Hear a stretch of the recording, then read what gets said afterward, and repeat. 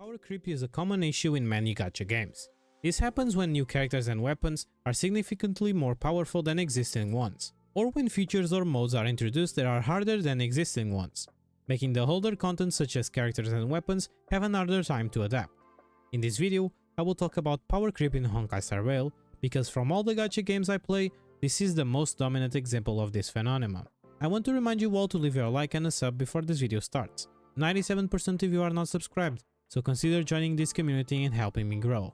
We have a video every Wednesday and Saturday, and it's always a pleasure to have your company from that side. All my links are in the description, and for those who want to support me even more, you can always become a member. Now that the introduction is made, let's start this video. Before we start talking about the effects power creep brings to Honkai Star Rail, we need to understand how it gets to the game. Let's start with the most obvious and main sources of power creep on the game, which is the characters. New characters often have better base stats and more versatile or powerful abilities. They also end up having synergies that outshine older characters. This can make it difficult for players who have invested heavily on older characters to stay competitive without constantly acquiring the latest additions, because characters like Danheng or Jing Liu were strong on their prime days, and they are still nowadays, but they don't compare to the top DPSs like Ekron or Firefly. Ekron is debatably the best DPS on the game. You want to deal a lot of damage in one boss only, Ekron can do it. You want to do it on 5 enemies at a time, Ekron can also do it. Not only that, but she also completely ignores weakness types, since her ultimate shreds any type of toughness. And regarding Firefly, let's just say she's the easiest character to build and most F2P friendly DPS. And all of this just to deal the same amount of damage as an Ekron, for example. Most people don't realize it, but power creep is not only present in characters, it is also present in relics. New relics are introduced every 2 or 3 updates, and in some cases, they can have superior stats or unique effects that can make older ones obsolete. A good example is the new planetary ornament Duran.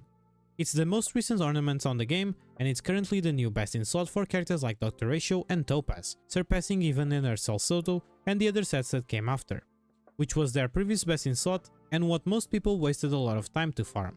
Of course, this doesn't mean you need to force yourself to go farm it, because in this case it's just a 4 to 6% increase in damage, but for those who love the characters and want to have the best for them always, this is enough to encourage them to spend more resources and time to obtain these new items, and in some cases, even money. As the last appearance of power creep on the game, at least as I have noticed, we have the new events and content.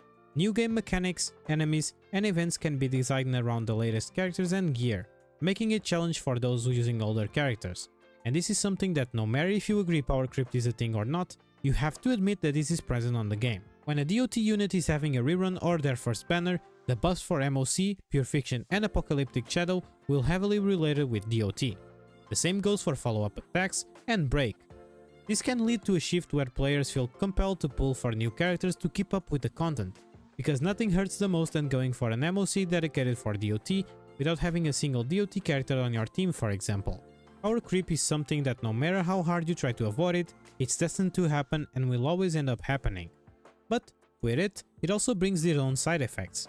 Of course, the main one will be the profit the company will get from the game, because power creep can drive players to spend more money to obtain the newest and most powerful characters, and some of them can even put money just to refresh their resin to the point where they are able to farm the new relic sets or materials as soon as possible. This highly benefits the game's developer financially, and I will not enter too much on this topic because some people are in favor that this should exist to give the company and the game more profit, and others think it shouldn't because they would already gain a lot of money from having people playing or from having low spenders playing the game.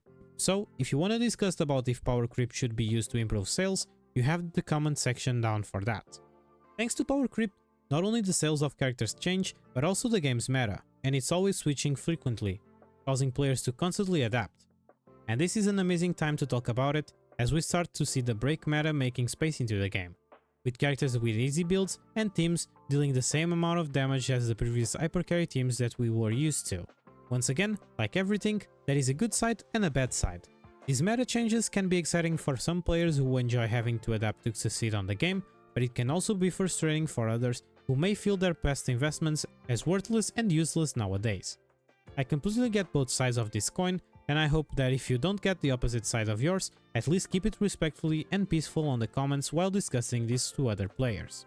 And me referring to this part of showing respect and peace on the comments leads to the last effect power creep brings into the game, the community response. The player base often has mixed feelings about power creep. Some enjoy the new content and the challenge of staying up to date, while others may feel scared or demotivated by the need to constantly invest time and money to stay competitive. And most of the times, this ends with discussions on the internet talking about who is right and wrong, when in reality, both are. I know that what I said didn't make sense for some of you, but if you look on the bigger picture, changes are necessary for the game to evolve, but it shouldn't be done in this aggressive way. I know most people who are against players crying about power creep often use the argument, it's not power creep if you can still clear the content with old units. And that's true, you can clear content with old units still, but the power creep most people refer to is not by completing the content by having the newest DPS, but they are talking about instead of taking you 3 to 4 cycles to clear, it will take you only 1 or 2 or even in some cases 0 cycles with the newest character. Now we are moving towards our last topic of the video.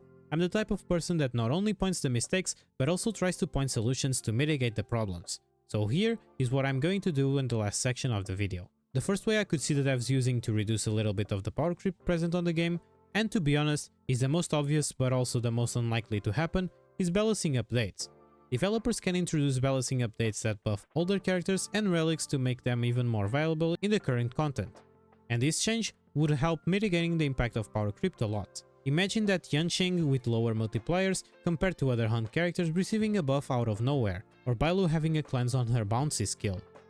This would be the dream for most players, but if you think this has a chance of happening, I think you are more delusional than the Discord couples. This way would be a toxic way of reducing power creep, and in some cases could even make it worse. How do you think every Fushuan, Aventurin and HOYO fans would react if Luocha out of nowhere was buffed to the point where he would provide buffs with his field for the team? Or how players who skip Qingguan would feel after seeing him getting buffed to the point where Lightning Lord attacks every time he reaches max stacks, and with a new max of like 6 stacks for example?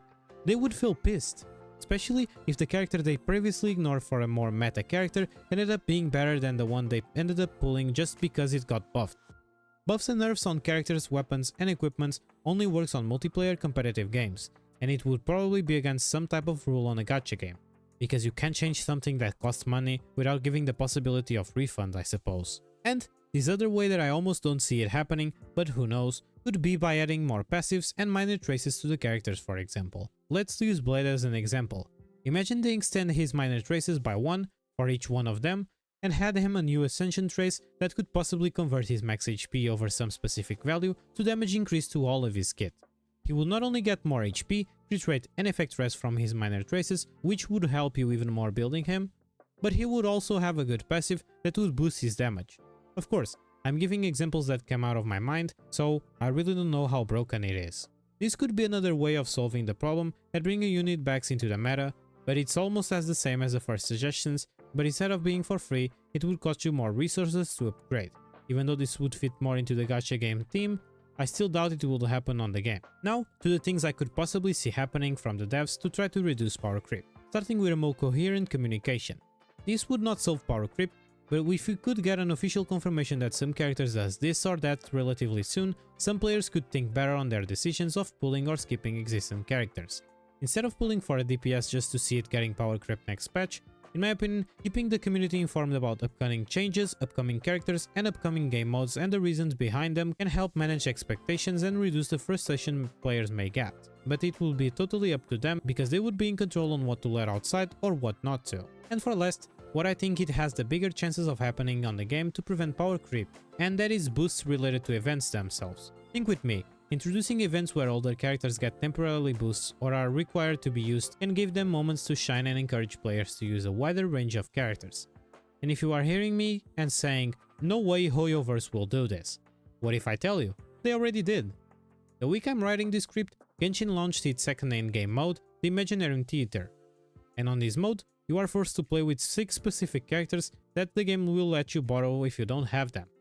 But not only that, these 6 characters have their HP, attack and defense increased by 20%, and if you are thinking it only works on the new endgame, you are completely wrong. All of them have these stats increase in the open world, domains and abyss. So technically, this is a seasonal buff that will change every patch between 6 characters. And I think this could be a way of reducing the power creep. Imagining it, for example, Argenti and some other characters get a good amount of energy for their ultimate every time the turn starts. This would bring him up on the MOC as well, and not being locked on a pure fiction character. And regarding a new endgame mode just for them, I think it's still too early to get something like that, especially because Apocalyptic Shadow was launched this patch, so my only hopes is them starting to give us a wider buffs that work with characters from the past. Power creep is an aspect of a gacha game that will always end up existing due to ongoing introduction of new content. While it keeps the game dynamic and financially profitable, it also poses challenges in maintaining a balanced and enjoyable experience for all players, forcing developers to carefully consider how they introduce new content and balance existing content to ensure a healthy and engaging game environment. Thank you so much for staying until the end. I would like to know your feedback on the comments about your opinion on Power creep. Leave your feedback down below. If you like my content, don't forget to leave your sub and to like this video, especially if you are new to the channel and want to see more of my videos appearing for you. Your support is amazing and I'm so happy to have you from that side. 97% of you are not subscribed, so don't forget to change that. A special thanks to my members for trying to support me even more, and thank you so much for staying until the end. See you every Wednesday and Saturday, stay safe and have an amazing day.